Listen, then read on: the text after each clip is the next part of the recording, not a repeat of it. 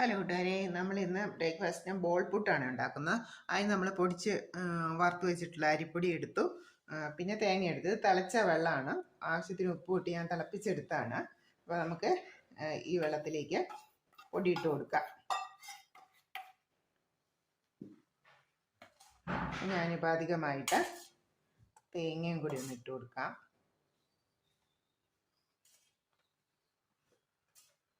ഒരു ബോൾ പുട്ടാണേ.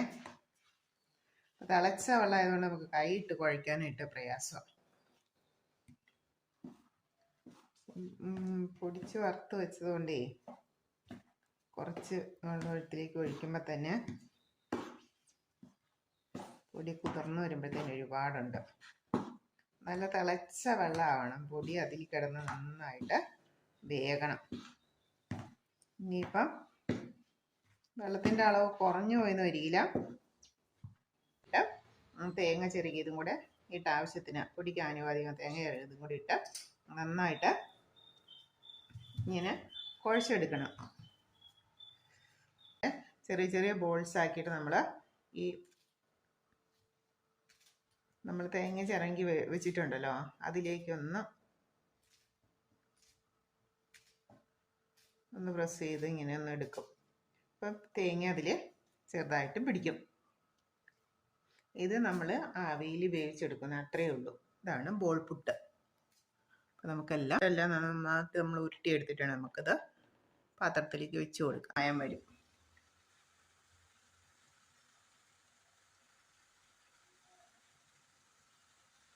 നമുക്ക് വെച്ച് വേവിക്കാം.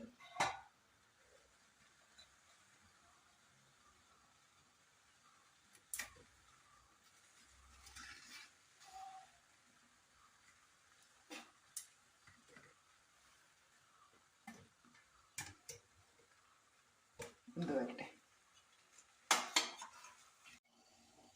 ഹായ് കൂട്ടുകാരെ, നമ്മുടെ ബോൾ പുട്ടെല്ലാം നന്നായിട്ട് ആവിയിൽ വെന്ത് വന്നിട്ടുണ്ട്. നമുക്കിനി സെർവിങ് ബൗളിലേക്ക് മാറ്റിയാൽ മതി.